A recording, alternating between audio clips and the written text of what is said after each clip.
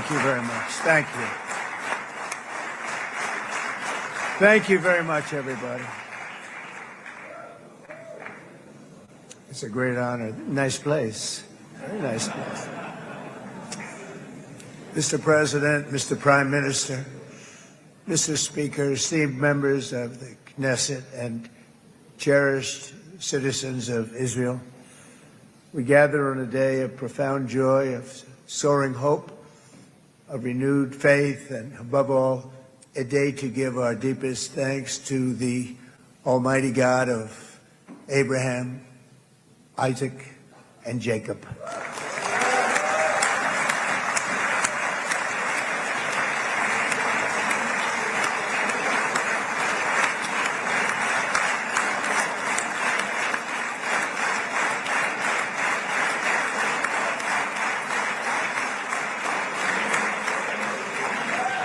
After 2 harrowing years in darkness and captivity, 20 courageous hostages are returning to the glorious embrace of their families, and it is glorious. 28 more precious loved ones are coming home at last to rest in this sacred soil for all of time.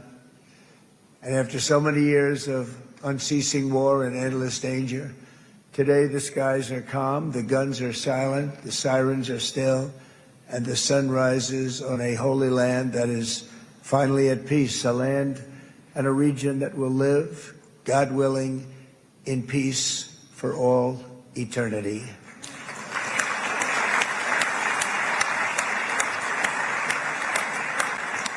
This is not only the end of a war, this is the end of an age of terror and death, and the beginning of the age of faith and hope and of God.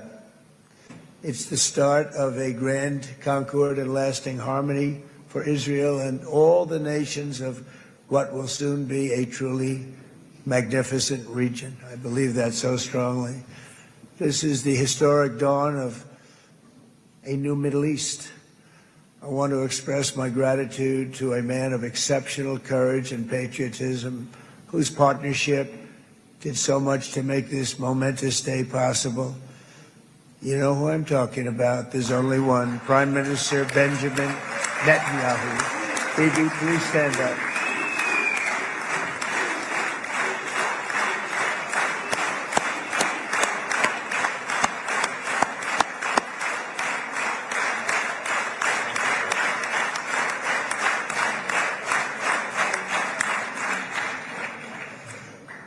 And he is not easy, I want to tell you. He's not the easiest guy to deal with, but that's what makes him great.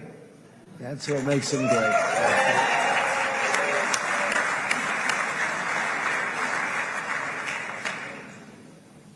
Thank you very much, baby.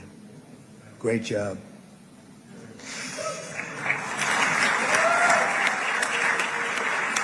And let me also convey my tremendous appreciation for all of the nations of the Arab and Muslim world that came together to press Hamas to set the hostages free and to send them home. We had a lot of help. We had a lot of help from a lot of people that you wouldn't suspect, and I want to thank them very much for that. It's an incredible triumph for Israel and the world to have all of these nations working together as partners in peace. And it's pretty unusual for you to see that, but it happened in this case. This was a very unusual point in time, a brilliant point in time. Generations from now, this will be remembered as the moment that everything began to change, and change very much for the better.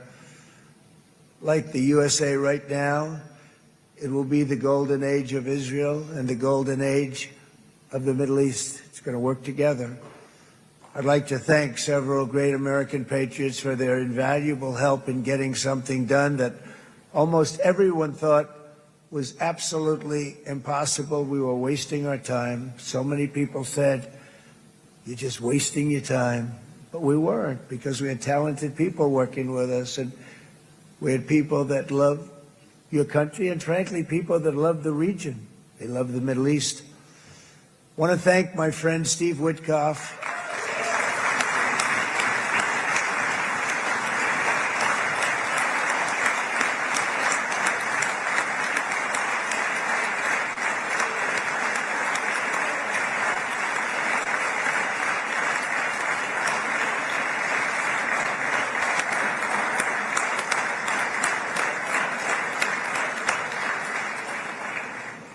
You know, Steve was chosen by me. He never did this before, but I knew him as a few things. He was a great businessman, but I know a lot of great businessmen, to be honest with you. He had tremendous negotiating skills, but I know a lot of people that negotiate pretty well, although it is an art. But there are people that can negotiate pretty well. But most importantly with Steve, he's just a great guy. Everybody loved him. Everybody. I mean, I know some negotiators that are so good, but you wouldn't have had peace in the Middle East. Would be in World War III right now with some of these guys. Everybody loves Steve, and they respect him, and they somehow can relate to him. I've known him for many years, and I've seen it over and over again. להוציא את חבר הכנסת עודה, להוציא אותו מהאולם, להוציא אותו מיד, החוצה, החוצה. Please expel this Knesset member. Please expel this Knesset member. Please expel Knesset member Kasif out of the hall. Please expel him immediately.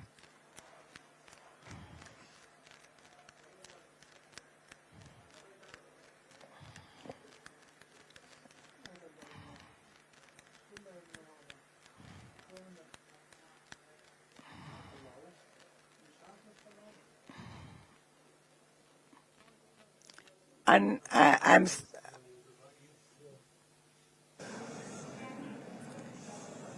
That was very efficient.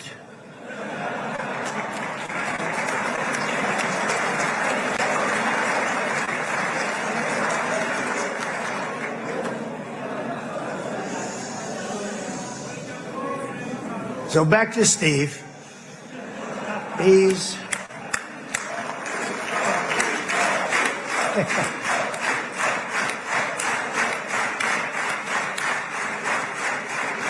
But I tell one story because he was so involved, and then we called in Jared. We need that brain on occasion. We got to get Jared in here. We got to get a certain group of people. But Steve started this all by himself. I call him Henry Kissinger, who doesn't leak.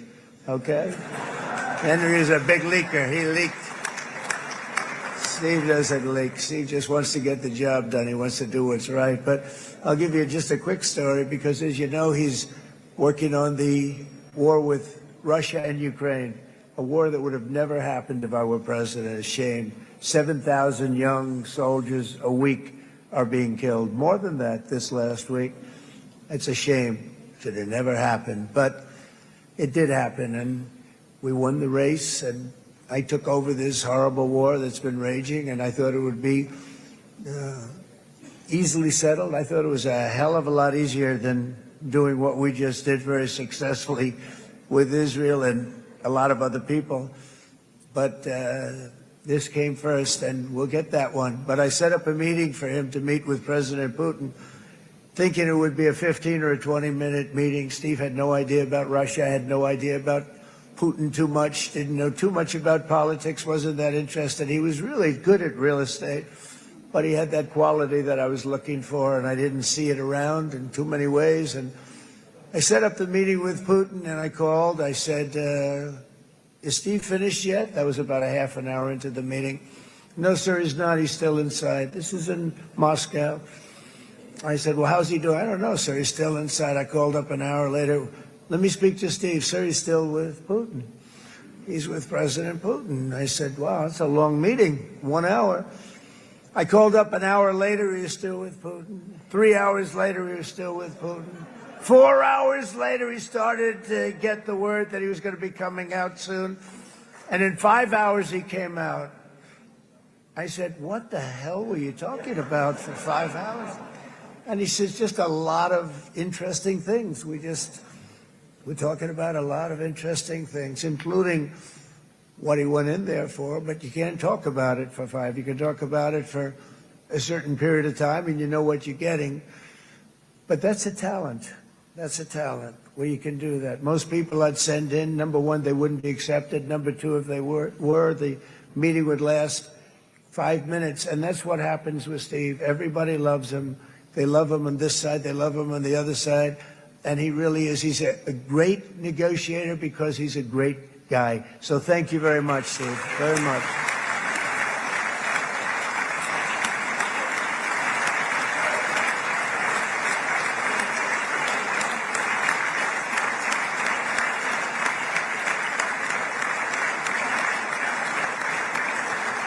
And let me also give a very special thanks to someone who truly loves Israel. In fact, loves it so much that my daughter converted. My daughter converted. I didn't know this was going to happen. And Ivanka's here.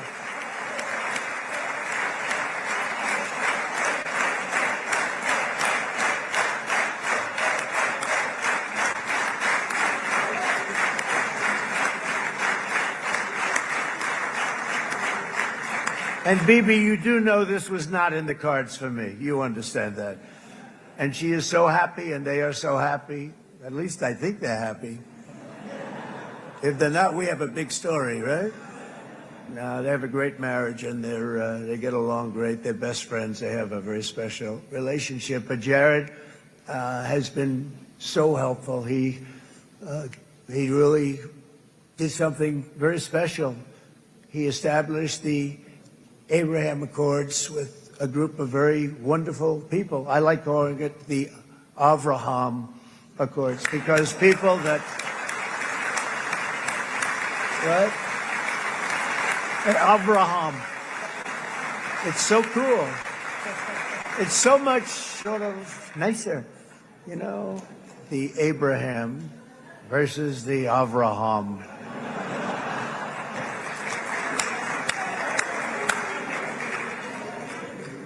I just don't want to sound too sanctimonious when I do it, so, you know, I sort of split it up. This way we keep everybody happy.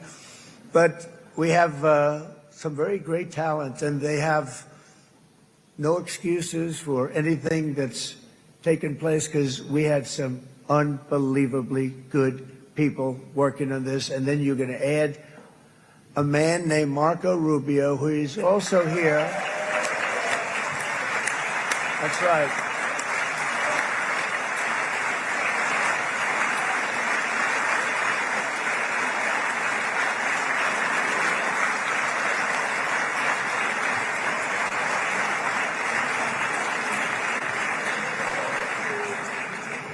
And I have a prediction that Marco will go down, I mean this, as the greatest Secretary of State in the history of the United States. I believe that.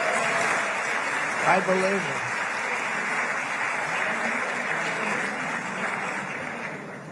it. And he and I, you know, we really fought it out. You remember, he was tough. He was nasty. Who the hell thought this was going to happen, Marco, right? And now I'm saying he's going to go down as the greatest. He will. He was always smart and sharp, and people respect him.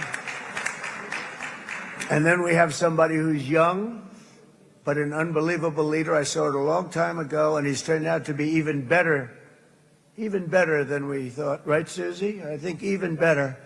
And that's Pete Hegseth, who is our Secretary of War, formerly Secretary of Defense.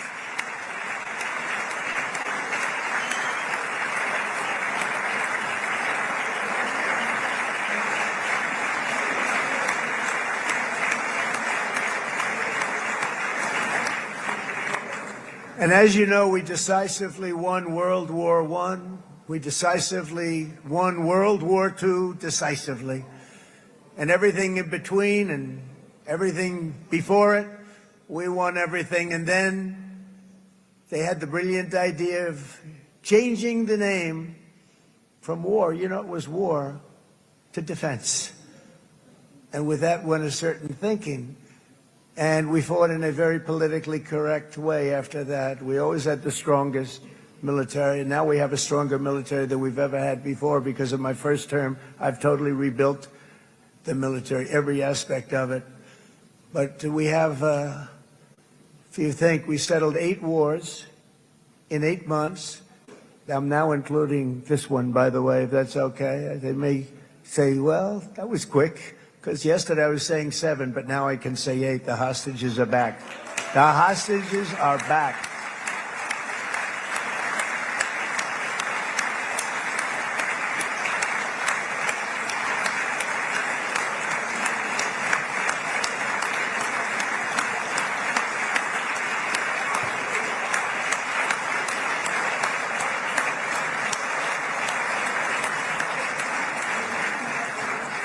It is a good feeling. Isn't that nice to say? You know, I just said the hostage. First time I said the hostages are back. It feels so good to say it.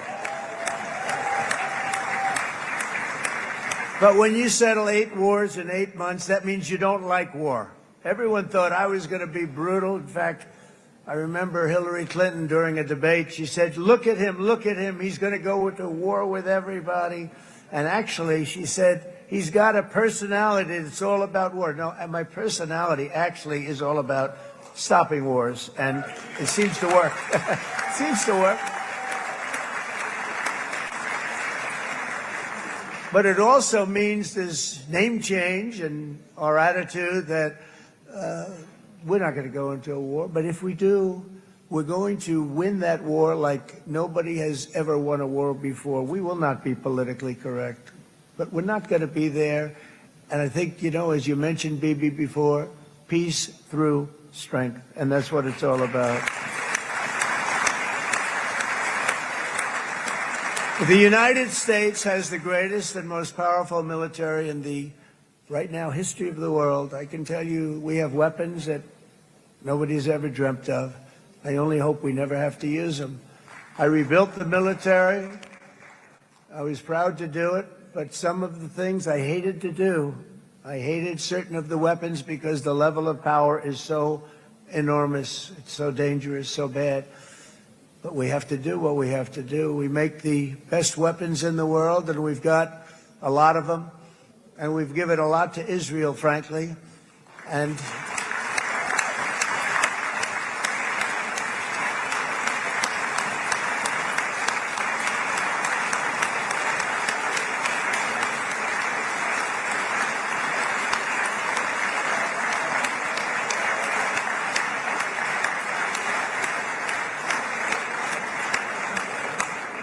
I mean, Bibi would call me so many times, can you get me this weapon, that weapon, that weapon? Some of them I never heard of, Bibi, and I made them. But we'd get them here, wouldn't we? Huh? And they are the best. They are the best. But you used them well. It also takes people that know how to use them. And you obviously used them very well. But so many that Israel became strong and powerful, which ultimately led to peace. That's what led to peace. So as we celebrate today, let us remember how this nightmare of depravity and death all began. 2 years ago, on the eve of the Simchat Torah holiday, thousands of innocent Israeli civilians were attacked by terrorists, and one of the most evil and heinous desecrations of innocent life the world has ever seen, the worst slaughter of Jews since the Holocaust. The cruelty of October 7th struck to the core of humanity itself. Nobody could believe what they were witnessing. The United States of America grieved alongside you, and we mourned for our own citizens who were so viciously taken that day. And to all the families whose lives were forever changed by the atrocities of that day, and all of the people of Israel, please know that America joins you in those two everlasting vows: never forget and never again.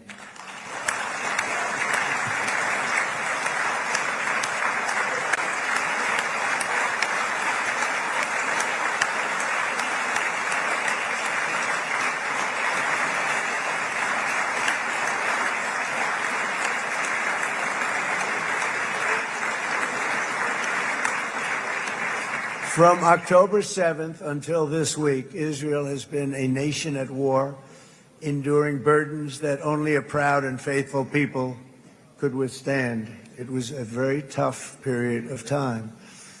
For so many families across this land, it has been years since you've known a single day of true peace.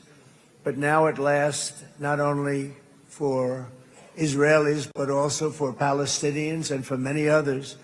The long and painful nightmare is finally over.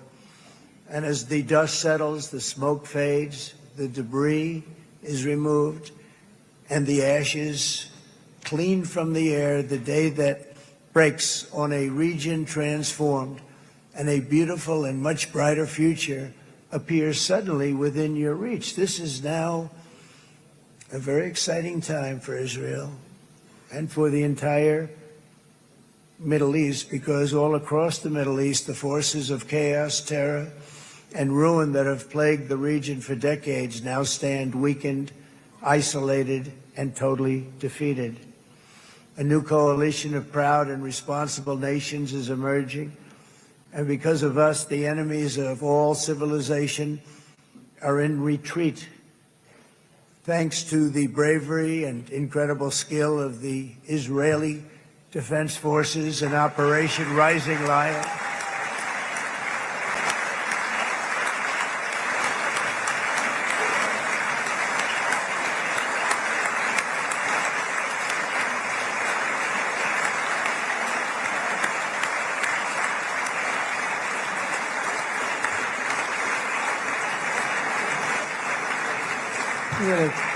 guy's central casting. Let's put him in a movie. Look at him. Great job. And my people loved working with you. Loved it. They worked so well together.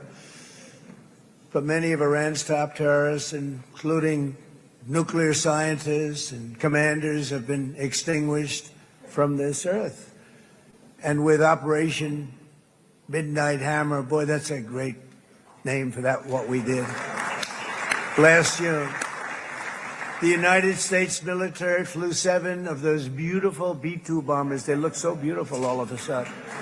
They were always, I thought they were pretty planes. I had no idea they could do what they did. In fact, we just ordered 28 more of them. A little updated version. We ordered a whole pile of them.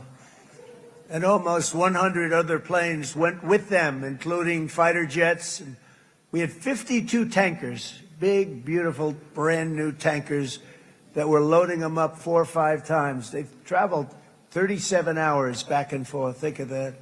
But we had tankers all over the sky for all the other planes. We had the F-22s, the F-35s, F-16s. We had a hell of a lot of planes.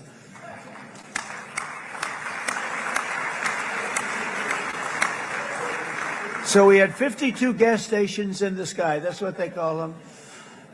I'll tell you, I wouldn't want to be flying one of them. We have our great General Raisin Cain right here. General, stand up. This guy. What a general. Thank you.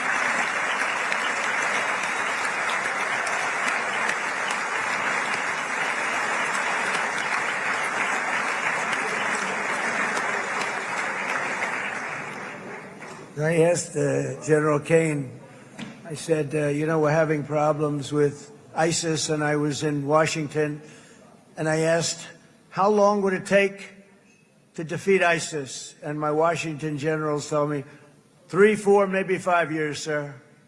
I said, I don't get it. We got the best equipment in the world. Why? So I flew to Iraq, and I met with a man named Cain. He said, what's your first name? He said, they call me Raisin, sir.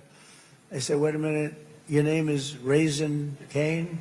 I've been looking for you for a long time. You gotta be kidding. So they told me 3, 4, 5 years to defeat ISIS. And I sit down with him and I say, why is it? I flew there in the dark of night. I landed, I'll never forget it. It was quite a trip. I'm glad I made it because I met him. I said, could I ask you, General? I come down. He said, with another general and a sergeant. Everybody was like central casting. They could go into a movie right now. Between him and you guys over here, we could get rich making movies, okay?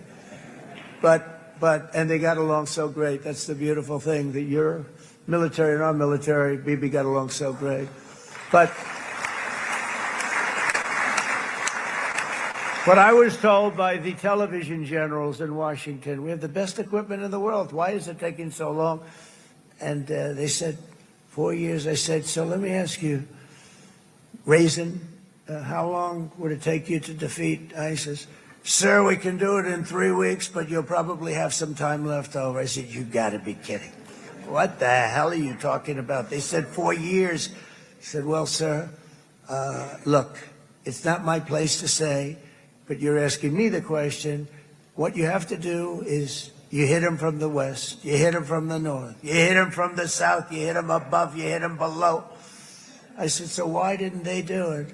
And he didn't want to speak badly of his superiors, which is hard to believe they were his superiors. Should have been the other way around a long time ago, because he's the one that did Operation Hammer. It was flawless. It was flawless. It was absolutely flawless. And I said, so you really think you can do it in 4 weeks? Yes, sir, 100%. You have to do it differently than they were doing it. They were using one base, and it was hundreds of miles away.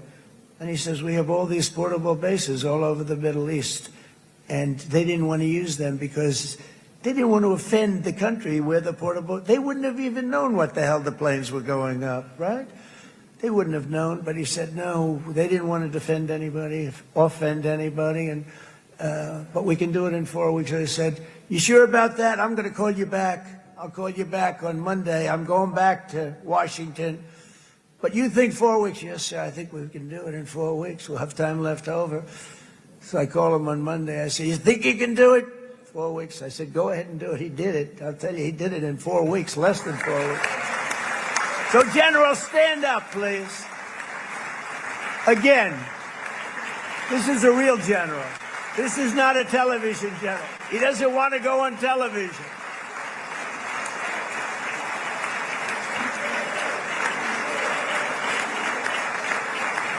He doesn't want to go on television. That's it. The other guys love being on television. So we dropped 14 bombs on Iran's key nuclear facilities, totally, as I said originally, obliterating them. And that's been confirmed, and everybody understands it. Together we stopped the #1 state sponsor of terror from obtaining the world's most dangerous weapons. And if you think about it, if we didn't do that, and assuming we made the same deal that we have today, there'd be a dark cloud over this deal. And #1, it wouldn't happen because the other Arab and Muslim nations really wouldn't feel comfortable making the deal that we have now, right?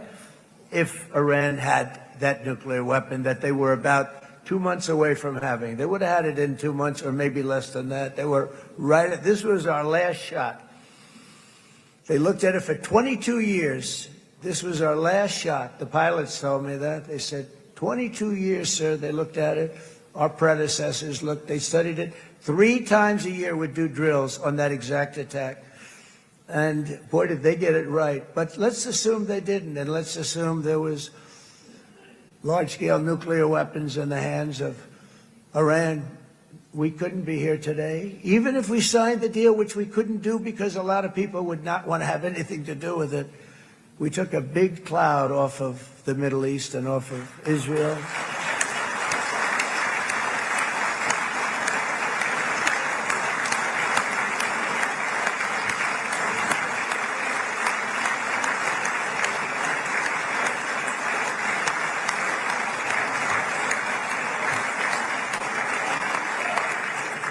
And it was my honor to help.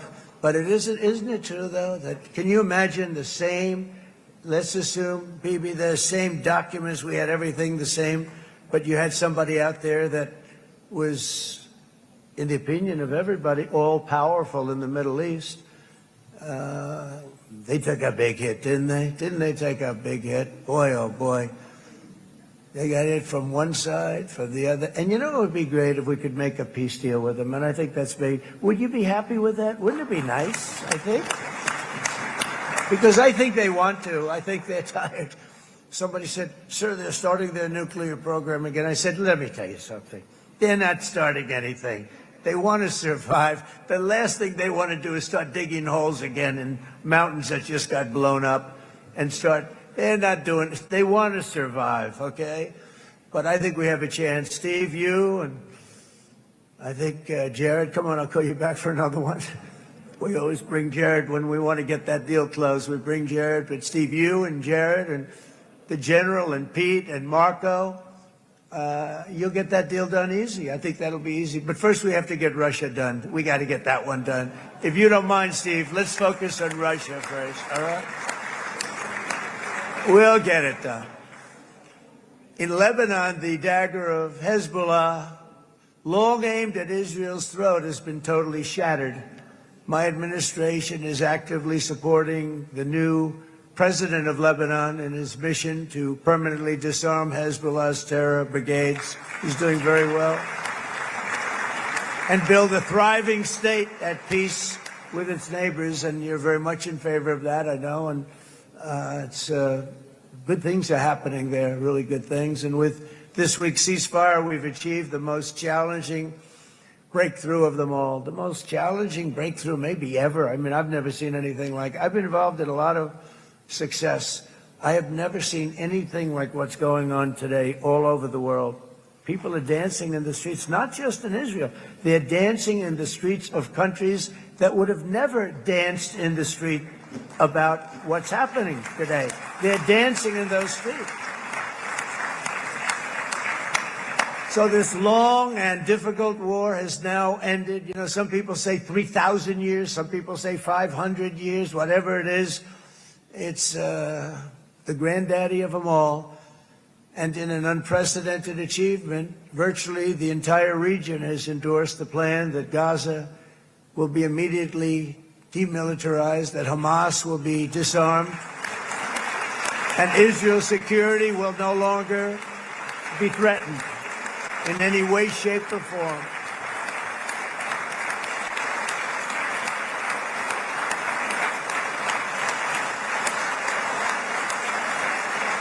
So Israel, with our help, has won all that they can by force of arms. You've won. I mean, you've won. Now it's time to translate these victories against terrorists on the battlefield into the ultimate prize of peace and prosperity for the entire Middle East. It's about time you were able to enjoy the fruits of your labor. Mr. Opposition Leader. I said he's a very nice opposition leader. I think... No, he's a nice man. Bibi, he's a nice man. Good. He knows what he's doing, right? No, a very nice guy. Well, see, now you can be a little bit nicer, Bibi, because you're not at war anymore, Bibi.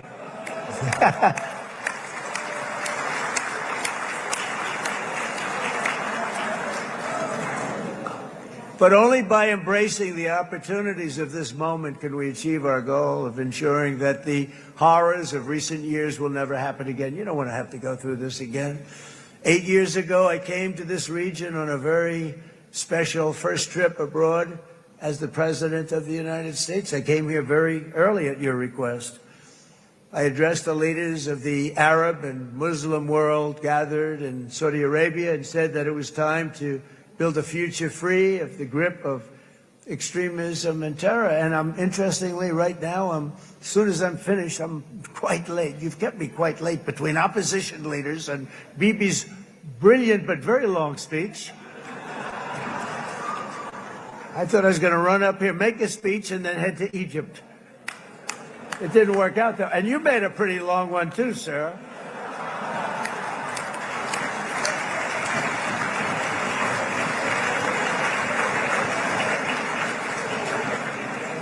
But I liked what you all said. It could be worse. Supposing on top of it, I didn't like what you said. That would be no good, Ron, would it? Ron, you did a great job, by the way, Ron.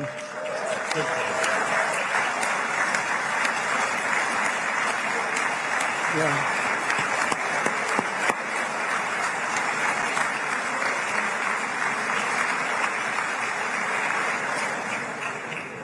So I'm going to be meeting, actually, in a little while, I'm going to be meeting with the most powerful, the richest nations, really, in the world, although now, with the tariffs, the United States is by far the richest nation in the world, as you probably have been reading. But the richest nations, most powerful nations tremendous, headed by some tremendous people in many cases. Some cases I wouldn't say necessarily I would endorse, but I will tell you some incredible people that really helped us make this all possible. So I'll be going there. I'll be quite late. They might not be there by the time I get there, but we're going to give it a shot.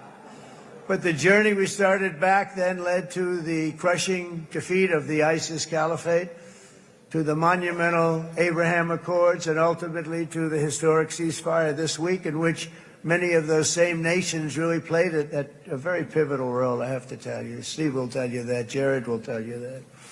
Together we've shown that peace is not just a hope that we can dream about. It's a reality we can build upon day by day, person by person, and nation by nation.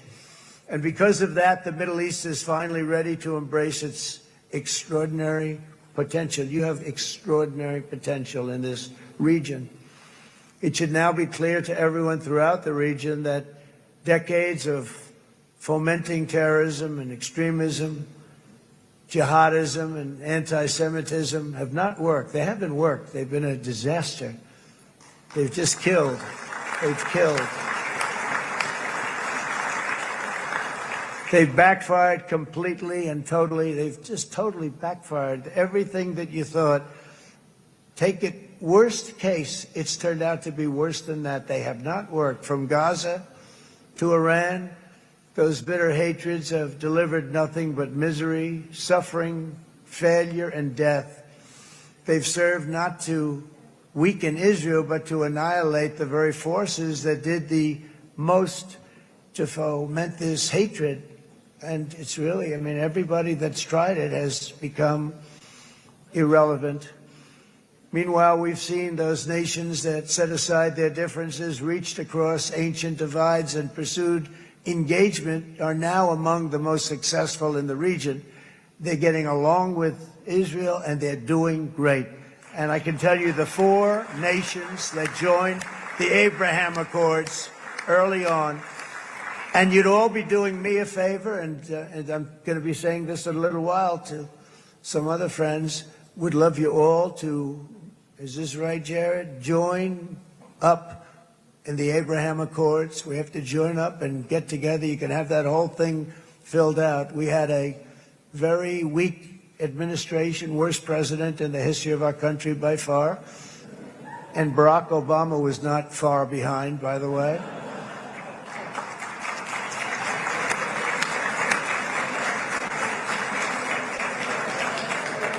And they did nothing with this incredible document, the Abraham Accords, but now you can fill them up. Now you have peace, you have people that really like Israel. I'll tell you what, and they like Israel a lot more today than they did even 5 weeks ago. Like, you've made a lot of, you've come back. You've come back strong, because it was getting to be a little nasty out there in the world, and ultimately the world wins. You can't beat the world. Or I would say to Bibi, it's now time, and he understood it better than anybody, because ultimately, the world's a very big place. And I've said a lot.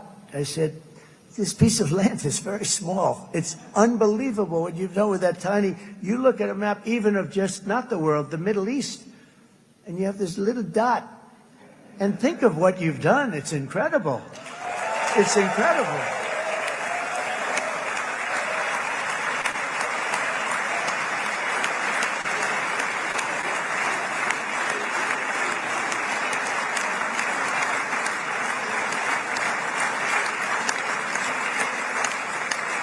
But the world is loving Israel again. And I said to people, the world is big and it's strong. And Ron, ultimately, the world wins. And we don't have to worry about that now. But there was getting to be a period of time over the last few months, the world wanted peace and Israel wanted peace. Everybody did. Everybody did. And what a victory it's been, right? What a victory it's been. If you would have gone on for 3-4 more years, keep fighting, it was getting bad. It was getting heated. The timing of this is brilliant. And I said, Bibi, you're going to be remembered for this far more than if you kept this thing going, kill. it would be it would not be the same. And I just want to congratulate you for having the courage to say, that's it, we've won, and now let's enjoy our lives and let's rebuild Israel and make it stronger and bigger and better than it's ever been before. You're going to do that. Took a lot of guts. And the choice for Palestinians could not be more clear. This is their chance to turn forever from the path of terror and violence. It's been extreme, to exile the wicked forces of hate that are in their midst. And I think that's going to happen. I've met some people over the last couple of months that want to see it happen very much. And after tremendous pain and death and hardship, now is the time to concentrate on building their people up instead of trying to tear Israel down. We don't want that to happen again. And the total focus of Gazans must be on restoring the fundamentals of stability, safety, dignity, and economic development so they can finally have the better life that their children really do deserve after all these decades of horror. I intend to be a partner in this effort in the sense that we're going to help and we're going to do something that became unbelievably popular. Everybody wants to be on it. It's called the Board of Peace. Okay, how about that? Is that a beautiful name? Like a board of peace.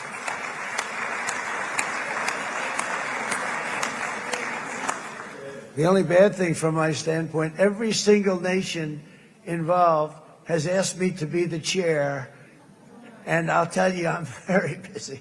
I didn't count on that. But you know what? If we do it, we'll do it right. And we have unbelievable power and wealth, because you're going to need wealth. You're going to need wealth to rebuild things. And they have wealth like few people have wealth. I want to thank the Arab and Muslim nations for their commitment that they've made to support a safe rebuilding of Gaza and beyond. I have many Arab countries, very wealthy countries, that came up and said, we'll put up tremendous amounts of money to get rebuild Gaza. And I think that's going to happen. The power, they want dignity, they want to come forward, and they want to say, and I want to say who they are, because what they're doing is going to be, I think, something that you're going to be very impressed with, Bibi. And you need that. You need the kind of economic power that they have, and they want to see it work. And they want to see it be safe. And they want to see it be good for Israel, too. And as much money as it will be, and it's a lot, as you can see, it's a lot. For these countries, it's relatively little relative to their worth. It's really a lot of money like most people could never even conceive. But for these countries, it's not that much, especially because it ensures success and stability in the Middle East, which is what they want to see. So many of them will be with us in Egypt in a little while, I think. I'm not sure. They may be gone. They may have taken their Boeing 747s and left. I said, what kind of a plane do you fly? 747. I said, that's a large plane.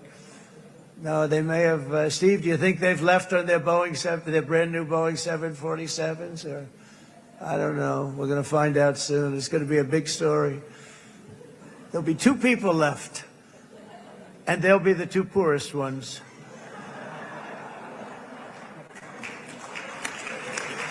But it will be the wealthiest and most powerful group of nations.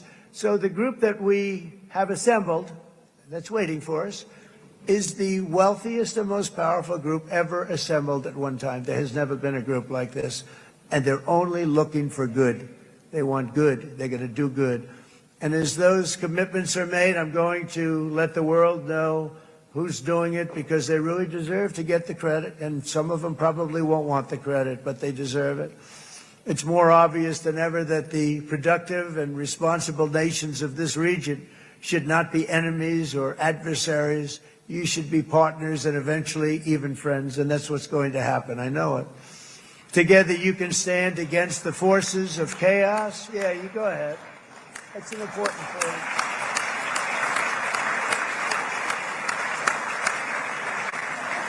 Because you can stand against the forces of chaos that threatened all of your interests, and it's always a big threat, and unleash incredible prosperity and opportunity for all the people of these lands, and that's what's going to happen. You're going to unleash numbers and success, the likes of which Israel has never been able to think of, because you're so firm, and you should be, and you've done the right thing in defending yourself. You're not going to have to worry so much about it. You've won, and now you can build, and you can do things that you never even thought possible. When you put that genius into doing something else, it's going to be something it's going to be a miracle. The miracle in the desert, it's going to be amazing. And it already is in a true sense.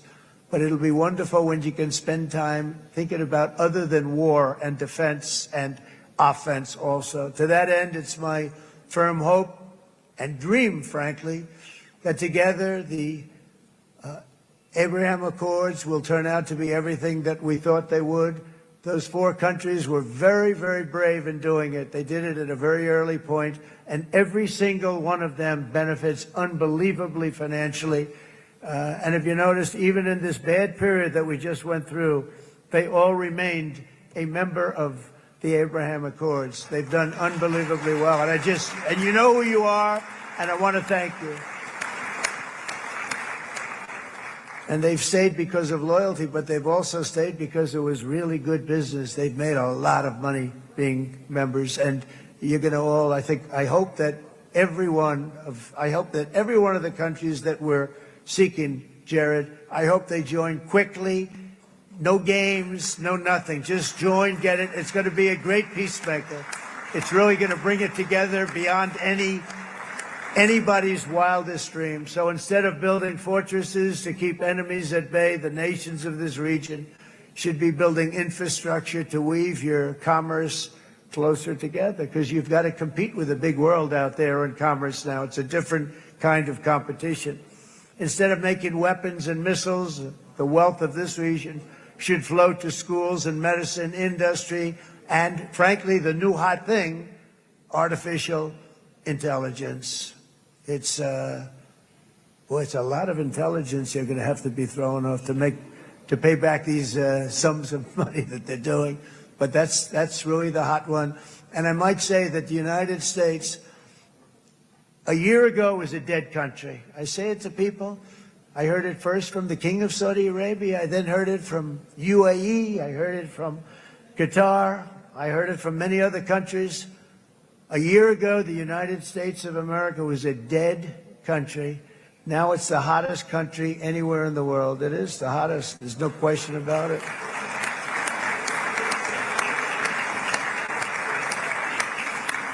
In fact, if you go back a year ago, before the election, although once we had November 5th, we became hot because people got it. I would say November 5th was the time that we became really hot. But once you go back a couple of years, if I were in charge and the country was doing what they, nobody was going to ask me to speak. Nobody asked Joe Biden to come up and speak, I guarantee you that. And if they did, he would have turned them down, I promise you. He didn't speak. He didn't speak, and he didn't speak well. But all of the countries in the Middle East, it could have, what we're doing now, it could have happened a long time ago, but it was strangled and set back almost irretrievably by the administrations of Barack Obama and then Joe Biden. It was, there was a hatred toward Israel. There was an absolute hatred. The setbacks really started when President Obama signed the Iran nuclear deal. This was a disaster for Israel, and it was a disaster for everyone. And I remember that Bibi Netanyahu came to the United States and worked so hard to try and get Obama not to do that deal.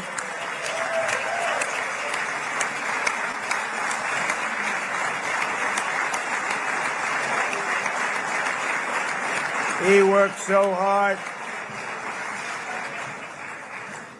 But it was like talking to a wall. I remember him telling me it was like talking to a wall. They wanted to go with Iran. They chose Iran, frankly, over a lot of other good nations, but specifically Israel. And that was the beginning of a very bad period of time. You had Obama go out, and the Iran nuclear deal turned out to be a disaster. And by the way, I terminated the Iran nuclear deal, and I was very proud to do it.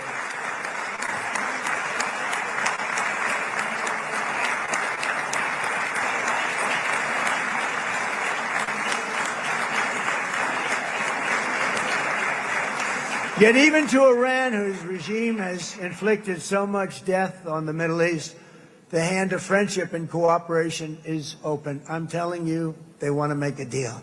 That's all I do in my life. I make deals. I'm good at it. I've always been good at it. And I know when they want. Even if they said, we don't want to make a deal, I can tell you they want to make a deal. All right, they do. They want to make a deal, and we're going to see if we can do something, because this is crazy what's happening, and we're not going to have this anymore. Neither the United States nor Israel bear the people of Iran any hostility. We merely want to live in peace. We don't want any looming threats over our heads, and we don't want to even think in terms of nuclear destruction. It's not going to happen, never will happen. There's nothing that would do more good for this part of the world than for Iran's leaders to renounce terror, stop threatening their neighbors, quit funding their militant proxies, and finally recognize Israel's right to existence. They have to do that. They have to do that. And to Iran, and as you know, this is not said out of weakness. There's no weakness. But I'm going to say this, that we are ready when you are, and it will be the best decision that Iran has ever made. And it's going to happen. It's going to happen. And they're good people. I know a lot of Iranians in the United States are good people, smart, hardworking people. They don't want to see what's happened to their country. The story of fierce Israeli resolve and triumph since October 7th should be proof to the entire world that those who seek to destroy this nation are doomed to bitter failure. The state of Israel is strong, and it will live and thrive forever.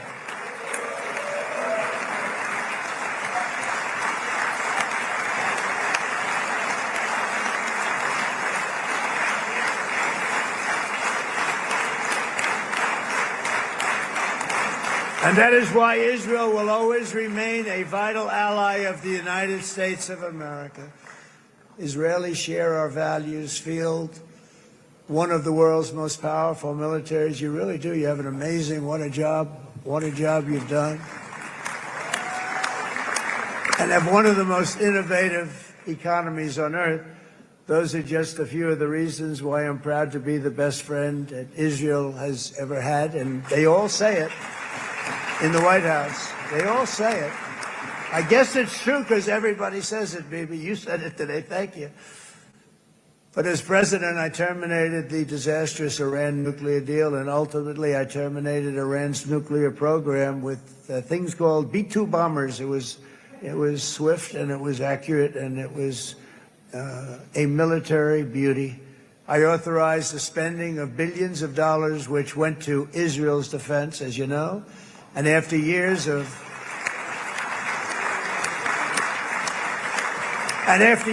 broken promises from many other American presidents, you know that, they kept promising. I never understood it until I got there. There was a lot of pressure put on these presidents. It was put on me too, but I didn't yield to the pressure.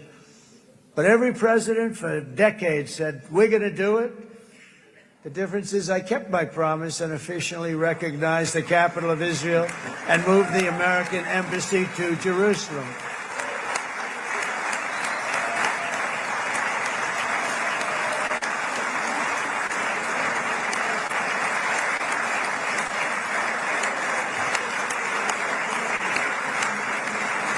Isn't that right, Miriam? Look at Miriam. She's back there. Stand up, Miriam. Stand up.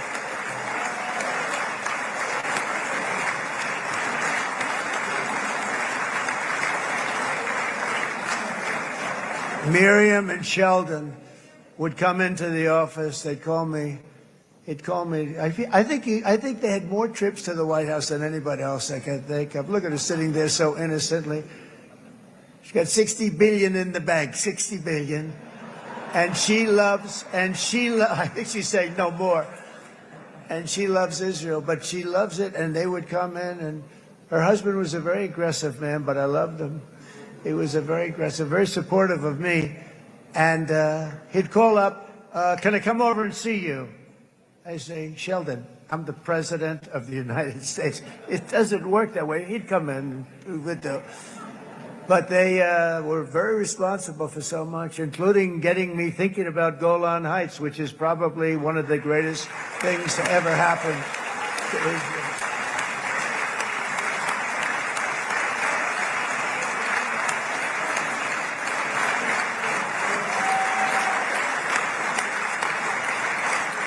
Miriam, stand up, please.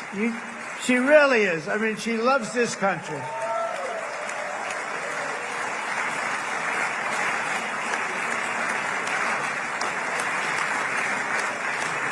She loves this country. Her and her husband are so incredible. We miss him so dearly. But I actually asked her, I'm going to get her in trouble with this, but I actually asked her once, I said, so Miriam, I know you love Israel. What do you love more, the United States or Israel? She refused to answer. That might mean Israel, I must say. We love you. Thank you, darling, for being here. That's a great honor. Great honor. She's a wonderful woman. She is a great woman. I've always stood for the people of this community, and I always will. I'll always be with you. I'm always going to be with you. I guess maybe something could happen to change my mind. Somebody that's really stupid gets into office and wants to do really bad things, but that's about it. We don't think we're going to have that happen. I hope we're not going to have that happen. And this man is a good man right here. These two men are good men right here.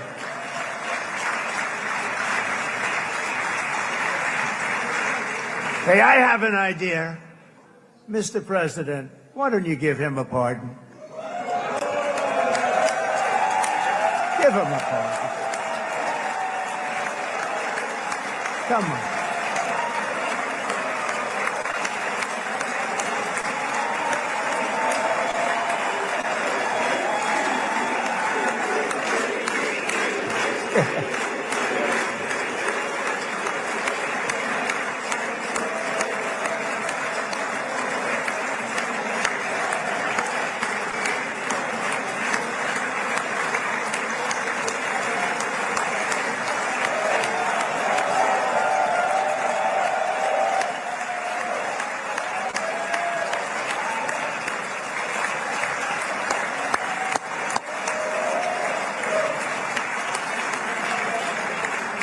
By the way, that was not in the speech, as you probably know. But I happen to like this gentleman right over here, and it just seems to make so much sense. You know, whether we like it or not, this has been one of the greatest wartime presidents. This has been one of the greatest wartime presidents. And cigars and champagne, who the hell cares about that?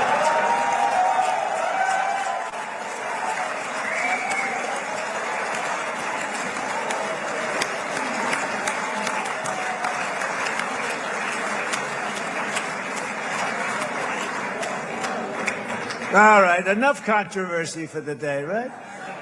Actually, I don't think it's very controversial. So, you know, I mean, I see so popular. You are a very popular man. You know why? Because you know how to win.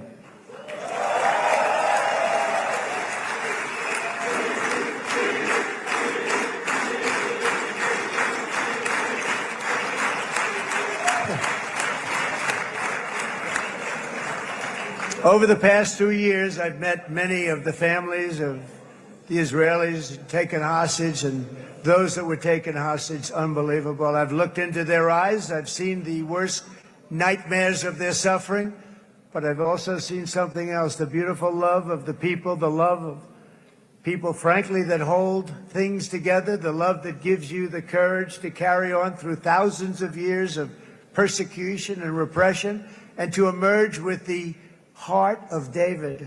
It's the heart of David.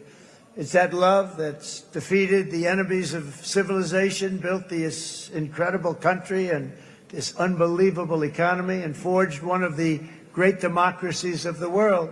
That is why it's a true honor to stand here today and address this assembly in your ancient and eternal now capital, Jerusalem. I'm proud to have helped in that regard. This city and this nation stand as living proof that a much brighter future for this entire region is truly within our grasp. For thousands of years, Jerusalem has been a home to Christians, Jews, Muslims, and people of all ethnicities and creeds. This is the holy center of the world's three great Abrahamic faiths. I like that too. Adorned, it's the first time I've seen that word in a while. Adorned with their sacred sites and alive with their pilgrims and visitors from every corner of the globe. But here between the Western Wall, the Temple Mount, and the hill called Calvary, people of every faith and background live, work, pray, serve, and raise their families side by side, and they do it with love. This example is just one of the modern miracles that Israel has given to the world. And just in closing, the leaders in this chamber know better than anyone else the challenges of this harmony, and it's been easily won. No, it hasn't. It has not been. It's been so tough, but it has been, some say, a miracle. What you've done is a miracle. Look at your size. Look at your chances when it all started. And you know, if you think about it, you are safer today, stronger today, and more respected today than at any time in the history of Israel. Think of it. People used to say it wouldn't exist. They don't say that anymore, do they? Yet if safety, security, and coexistence can thrive here in the winding alleys and ancient paths of Jerusalem, then surely peace and respect can flourish among the nations of the broader Middle East.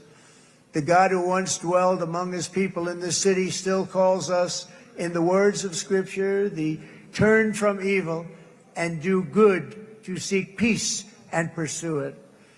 So he still whispers truth into the hills and knolls and valleys of his magnificent creation, and he still writes hope into the hearts of his children all over the world. And that is why even after 3,000 years of pain and conflict, the people of Israel have never given up from the threats of Zionism, from all sorts of threats. You want the promise of Zion. You want the promise of success and hope and love and God. And the people of America have never lost faith in the promise of a great and blessed future for all of us. From the very first day that modern Israel was founded, we have stood together through thick and thin of setbacks, and through victory and defeat, through glory and heartache. We have built industries together. We have made discoveries together. We have confronted evil together, and we have waged war together. And perhaps most beautifully of all, we have made peace together. And this week, against all odds, we have done the impossible and brought our hostages home.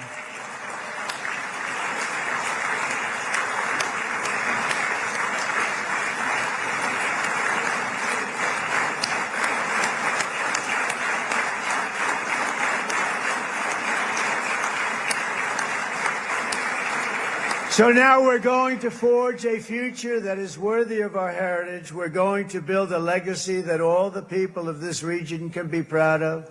New bonds of friendship, cooperation, and commerce will join Tel Aviv to Dubai, Haifa to Beirut, Jerusalem to Damascus, and from Israel to Egypt, from Saudi Arabia to Qatar, from India to Pakistan, from Indonesia to Iraq, from Syria to Bahrain, Turkey to Jordan, the United Arab Emirates to Oman, and Armenia to Azerbaijan, another war that I just settled.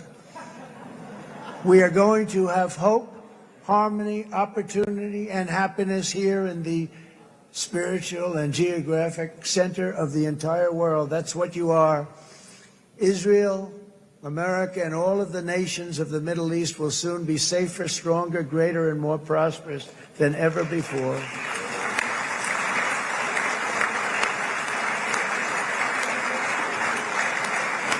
And I want to thank you all once again for this exceptional honor. This has been truly an honor. It's seldom that a president is invited to do this.